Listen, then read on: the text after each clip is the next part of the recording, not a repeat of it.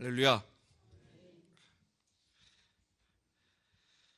이 시간 하나님을 가까이라는 제목으로 함께 하나님의 말씀을 생각해 보고자 합니다. 지난 3일 동안에도 주님의 은혜로 평안하셨습니까?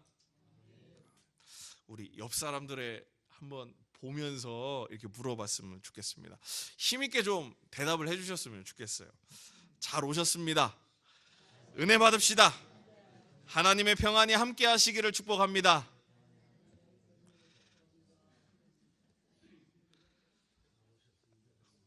사랑하는 성도 여러분, 우리가 함께 이 말씀 잘 생각하면서 좀 함께 말씀을 나누고 싶은데요. 물론 모든 설교의 말씀이 각각 분량에 따라 은혜의 정도와 깨달음의 정도가 비슷할 수도 있고 다를 수도 있습니다. 이 시간 우리가 좀 생각해 보면서 이 말씀을 대할 때 말씀을 전하는 저뿐만이 아니라 우리 모두가 조금 더 깊이 있는 생각을 하고 그것이 우리의 삶과 우리의 교회를 더 든든히 세워갈 수 있는 귀한 초석이 되기를 주님의 이름으로 축복합니다. 본문 8절 말씀 한번 보겠습니다. 8절 말씀을 보면 이렇게 말씀합니다. 하나님을 가까이 하라, 그리하면 너희를 가까이 하시리라 라고 말씀하고 있습니다. 우리는 하나님을 가까이 해야 함을 잘 알고 있습니다. 교회 다니면서 하나님을 가까이 하는 것을 모르는 사람은 아마 없을 것입니다. 그런데 우리는 하나님과 가까이 지내고 있다라고 말하면서 과연 어떻게 하는 것이 하나님과 가까이 지내는 것입니까? 예를 들면 우리 주변에 가족이나 친척들이나 친구들처럼 자주 만나서 밥을 먹고 차를 마시고 이야기 나누고 하는 것을 보통 가깝다라고 이야기합니다.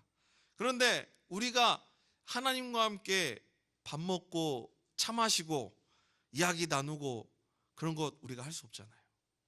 하나님과 과연 어떻게 가까워질 수 있을까요? 오늘 본문에서 이야기하고 있는 하나님, 곧 이 대상과 가까이 하다라는 의미를 우리는 먼저 살펴볼 필요가 있습니다. 가까이 하다라는 것을 원어 의미를 살펴보면 헬라어로 이렇게 되어 있습니다. 앵기사테라고 되어 있어요. 이 앵기사테의 원어적 의미가 무엇이냐면 조금 깁니다. 하나님을 배반하고 세상과 버탐으로 하나님과 거리가 멀어진 현재 세속적인 삶을 포기하고 하나님의 말씀에 순종하는 삶, 이것이 바로 하나님과 가까이 하다라는 표현이자 의미인 것입니다. 먼저 누구예요? 하나님을 배반한 사람들이에요. 그런데 그 사람이 어떻게 해야 돼요? 세상과 버텼어요. 그래서 어떻게 해야 돼요? 하나님과의 거리가 멀어진 현재 세속적인 삶을 포기해야 돼요. 그리고 나서 어떻게 해야 돼요? 하나님의 말씀에 순종하는 것, 그것이 바로 가까이 하다라는 오늘 본문의 의미인 것입니다. 오늘을 살아가는 우리들은 이 앵기 사태의 의미처럼 하나님을 배반하지 않아야 하고 세상과 버타지 않아야 하면서 하나님의 말씀에 순종하는 삶을 살아야 하고 하나님과 가까이 해야 하는데 과연 오늘을 살아가는 우리의 모습은 어떻습니까? 잘 살아가고 계십니까? 여기 서 있는 저부터도 자신이 조금 없습니다. 말씀을 준비하는 며칠 동안도 오늘을 살아가는 여전히 저의 마음 가운데에서도 이 의미를 알면서도 순간순간 완벽하게 지키지 못할 때가 많이 있습니다. 그래서 말씀에서 뭐라고 하고 있습니까? 하나님을 가까이 하라, 그리하면 너희를 가까이 하시리라. 영어 성경을 보면 어떻게 기록되어 있냐면요, 하나님을 가까이 하고 너희를 가까이, 이 두 가지가 두 부분으로 나누고 있습니다. 그런데 그 두 부분을 이어주는 접속사가 뭐냐면 and예요. and. 이 영어를 조금 아시는 분은 이 and의 그 용법에 대해서 아실 수 있는데 and는 앞과 뒤가 동등하다라는 거예요. 동등하다. 그러니까 쉽게 표현하면 하나님을 내가 가까이 하는 것만큼 하나님이 나와 가까이 하신다라는 의미인 것입니다. 사랑하는 성도 여러분, 하나님을 가까이 하시려면 내가 먼저 하나님 앞에 나아가 하나님의 말씀에 순종하고 하나님을 진정으로 사랑하고 먼저 가까이 해야 될 줄 믿습니다. 그럴 때 하나님께서 우리보다 먼저 우리를 사랑하셨습니다. 그리고 지금도 여전히 은혜 주시고 하나님께서 우리가 가까이 하는 그것 이상으로 더 우리를 가까이 해주실 줄 믿습니다. 우리는 하나님을 가까이 해야 함을 알았습니다. 그렇다면 구체적으로 오늘 본문에서 하나님을 가까이 할 수 있는 몇 가지 방법 우리에게 제시하고 있습니다. 이것을 함께 알아보고자 하는 것입니다. 하나님을 가까이 할 수 있는 첫 번째 방법 무엇일까? 8절 하반부에 나옵니다. 8절 하반부 보면 이렇게 말씀합니다. 죄인들아 손을 깨끗이 하라. 두 마음을 품은 자들아 마음을 성결하게 하라. 여기에 죄인들 그리고 두 마음을 품은 자, 이 두 가지 부류가 나옵니다. 하지만 결국 이 두 부류는 다른 두 부류가 아니라 결국 한 무리를 이야기하는 것입니다. 앞에 죄인들은 손을 깨끗이 하라라고 합니다. 죄인들이 왜 손을 깨끗이 해야 할까요? 유대인의 전통 중에는 손을 씻는 것은 부정함을 씻어버리는 의미가 있습니다. 마태복음 27장 24절 말씀에 보면 예수님께서 잡히시고 빌라도 총독 앞에 섰을 때 사람들은 빌라도에게 예수님에게 실형을 선고해 달라고 외쳤지만 빌라도는 깨름칙했습니다. 그래서 어떻게 했습니까? 사원에게 물을 가져오라고 시켰습니다. 그리고 사람들 보는 앞에서 자신의 손을 씻어버리고 뭐라고 합니까? 나에게는 아무런 죄가 없다 라고 이야기합니다. 그리고 빌라도는 사형을 선고합니다. 나는 어쩔 수 없이 했기 때문에 나와 상관없다는 것을 공개적으로 손을 씻음으로 자신의 잘못을 정당화한 것입니다.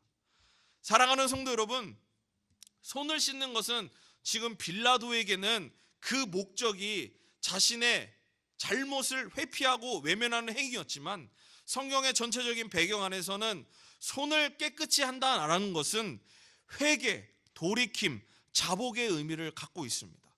이제 더 이상 나는 죄와 상관이 없고 죄로부터 나는 이미 돌이켰고 나는 죄인이지만 더 이상 죄를 짓지 않겠다는 의미가 담겨져 있는 행위가 바로 손을 씻는 행위입니다. 그래서 예수님께서 세례를 베푸실 때 뭘 사용하셨어요? 물을 사용하셨습니다. 물은 곧 정결함, 성결함을 상징하는 것이기 때문입니다. 죄인들아 손을 깨끗이 하라. 그 다음에 나온 것이 무엇이에요? 바로 두 마음을 품은 자들아 마음을 성결하게 하라라고 이야기하고 있습니다. 이것은 앞선 손을 깨끗하게 한다라는 것은 육체적인 변화를 이야기한다면 마음을 성결하게 하는 것은 영적인 변화를 이야기하고 있습니다. 사랑하는 성도 여러분, 우리는 외적으로는 얼마든지 많은 사람들을 만나면서 그 사람들에게 친한 척, 착한 척, 괜찮은 척, 척척척 할 수 있습니다.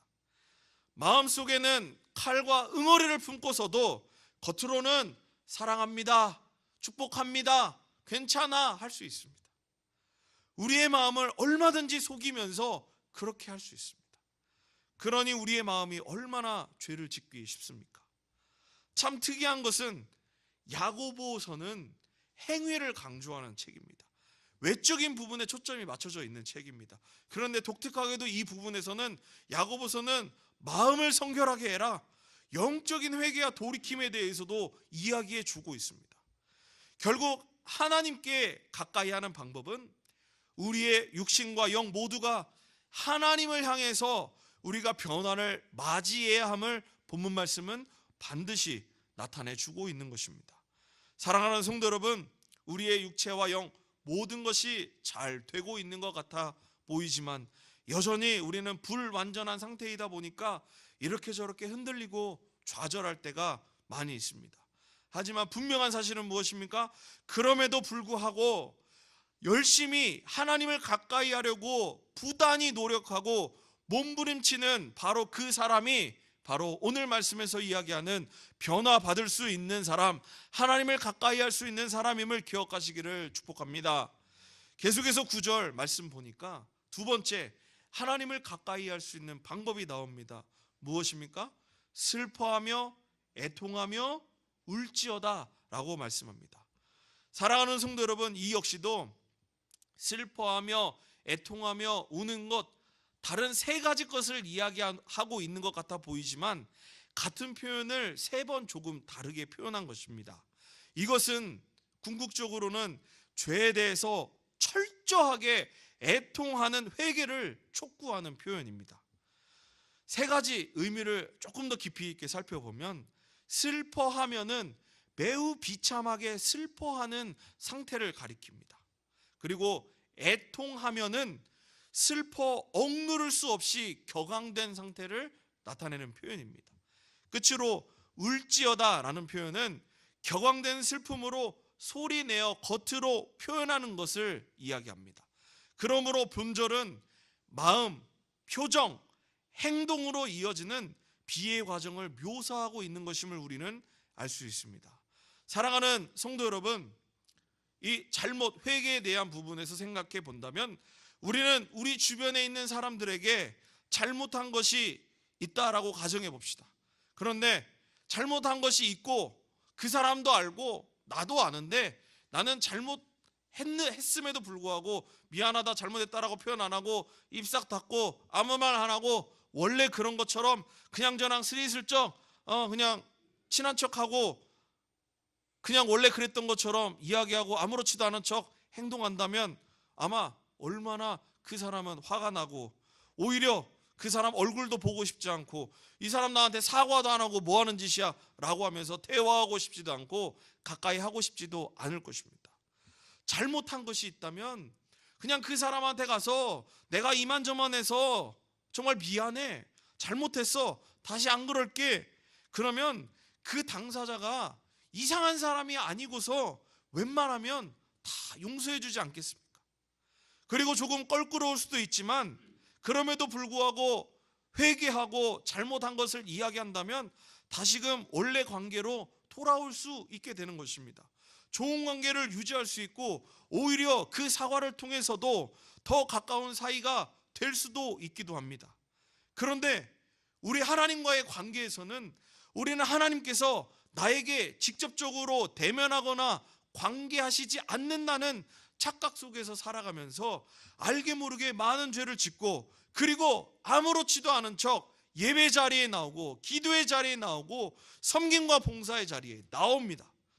여러분, 그런 사람이 중요한 사역을 맡아 교회 안에서 처리한다라고 생각해 보십시오. 어떻게 해요? 죄 짓지 않은 양, 회개하지 않은 양, 돌이키지 않은 양, 그러고 사역한다라고 생각해 보십시오. 그 교회가 어떻게 되겠습니까? 그 공동체가 어떻게 되겠습니까? 그 관계가 어떻게 되겠습니까? 분명히 문제가 발생할 것입니다. 처음에 그 순수했던 그 마음, 그 열정, 그 믿음이 온데간데 없어지게 될 것입니다. 그리고 몇 번 더 하게 되면 대담해지고 탈이 나게 되고 문제가 발생하게 될 것입니다. 초기에 빨리 대처하고 잘못했다 회개하고 돌이켜야 되는데 그러지 못한다면 나중에 더 큰 어려움을 겪게 될 것입니다. 그러니 사랑하는 성도 여러분, 오늘 본문 말씀에서 정말 진실한 회개만이, 진실한 애통만이 하나님을 가까이 할 수 있는 길임을 믿으시기를 주님의 이름으로 축복합니다. 주님 앞에 나아가서 정말 진심으로 눈물을 흘리면서 회개하시고 정말 주님께 달라고, 간절히 달라고 구해보시고 정말 나에게는 능력이 없으니 하나님 변화시켜 주십시오 달라라고 모든 거 내어놓고 통회 자복하고 주님께 아뢰다면 우리 아버지이신 하나님께서 분명 선하게 이끌어 주시고 은혜 베풀어 주시지 않으시겠습니까? 예수님께서 말씀하셨습니다. 마태복음 7장 9절 말씀, 너희 중에 누가 아들이 떡을 달라 하는데 돌을 주며 생선을 달라 하는데 뱀을 줄 사람이 있겠느냐? 그리고 11절 말씀에 뭐라고 합니까? 너희가 악한 자라도 좋은 것을 자식에게 줄 줄 알거든 하물며 하늘에 계신 너희 아버지께서 구하는 자에게 좋은 것으로 주시지 않겠느냐? 사랑하는 성도 여러분, 하나님께서는 우리의 필요를 이미 아시고 그 필요를 하나님의 뜻 가운데 채워주실 줄 믿습니다. 그런데 너희 웃음을 애통으로, 너희 즐거움을 근심으로 바꿀지어다 라고 말씀하고 있는데, 우리는 이 말씀을 보면서 좋은 말씀 나오다가 갑자기 왜 이래? 좋게 가야지. 거꾸로 된 거 아니에요, 목사님? 잘 생각해 봅시다. 우리가 오늘도 하루를 살면서 다 웃으셨잖아요. 여러 즐거운 일들, 기쁜 일들 때문에 웃으셨잖아요. 안 웃고 이 자리에 나오셨으면은 지금 웃으십시오. 제가 웃겨드릴 테니까요.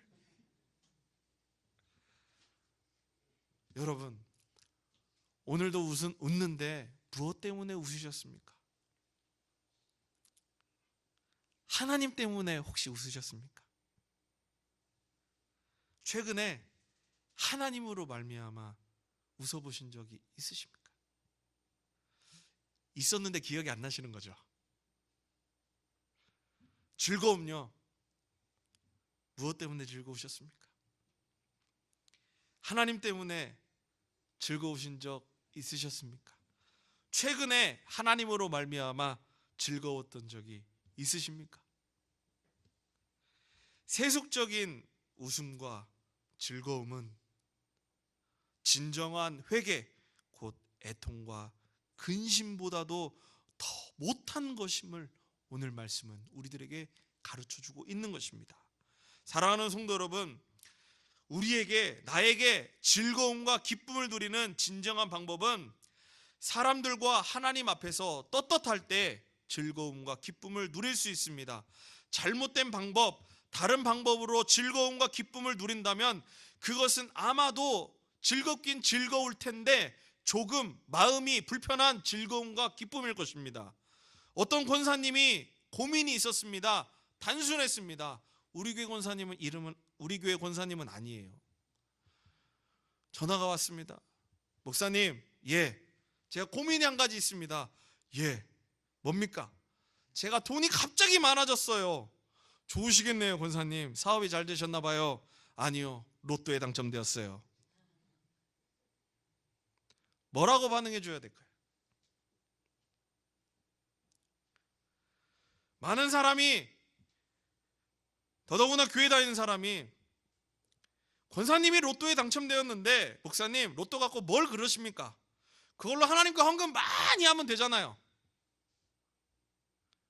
아멘 하시면 안 돼요. 성경을 전혀 모르고 하시는 주장들입니다. 불의한 소득, 하나님이 기뻐하시지 않는다고 분명 성경은 말씀하고 있습니다.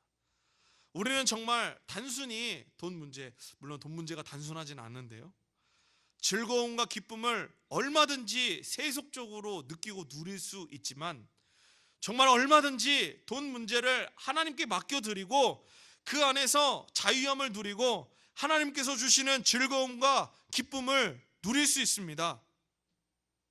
지난 월요일날 모세 전도회 분들이랑 성모도를 갔다 왔어요. 성모도 처음 가봤는데 성모 대교가 아주 기가 막히더라고요.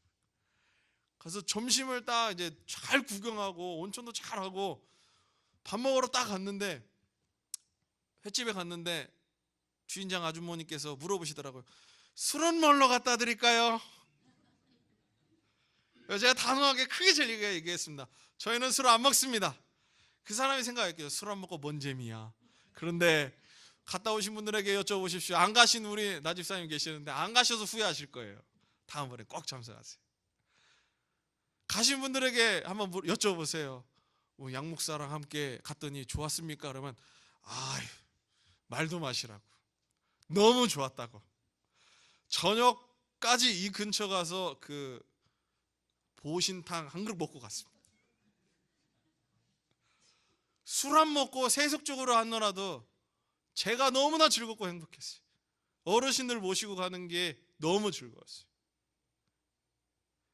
사랑하는 성도 여러분, 하나님께서 주시는 즐거움과 기쁨으로 살아가시기를 축복합니다. 그 길이 조금은 험난할 수 있고 조금은 힘들 수 있고 시간이 다른 것보다도 조금 더 걸릴 수 있고 그 길이 조금 막막해 보일 수 있습니다. 사랑하는 성도 여러분, 결국 우리는 하나님을 가까이 하는 것 정말 잘 알고 있음에도 불구하고 잘 하지 못하기에 우리가 하나님을 가까이 할 수 없는 것입니다. 결국 10절 말씀에서 뭐라고 우리에게 말씀합니까? 한번 같이 읽어보겠습니다. 10절 말씀 시작. 주 앞에서 낮추라. 그리하면 주께서 너희를 높이시리라. 아멘. 하나님 앞에서 겸손한 그를 하나님께서 높여주심을 말씀해 주고 계십니다. 이것은 단순히 가까이 하는 오늘 말씀에 해당하는 말씀이기도 하지만 성경 전체를 관통하는 정말 중심 주제와 같은 말씀이기도 합니다. 말씀을 맺겠습니다. 사랑하는 성도 여러분, 하나님을 가까이 하고 계십니까? 하나님을 가까이 하기 위한 어떠한 방법을 사용하고 계십니까? 잘 하고 계십니까? 진정 우리의 회개를 통해, 죄에 대한 돌이킴을 통해 하나님께서 분명 오늘도 역사하시고 우리를 들어 사용하심을 경험하시기를 축복합니다. 지난주 우리는 러브투게더를 작정했습니다. 많은 우리 주변에 많은 사람들을 적어냈습니다. 그들과 가깝습니까? 얼마나 가깝습니까? 정말로 우리는 하나님을 가까이 하면서 우리의 이웃에게 소홀하거나 이웃을 가까이 하지 못하면서 하나님을 가까이 한다라는 것은 둘 다 말이 되지 않는 것입니다. 사랑하는 성도 여러분, 그들을 품고 기도하시면서 내가 그들에게 나타내 보일 수 있는 것이 무엇인지 고민하셔서 오늘 말씀을 통해 이웃을 더 가까이 하며 더 나아가서 하나님을 더욱 가까이 할 수 있는 저와 여러분들의 삶이 되기를 주님의 이름으로 축복합니다.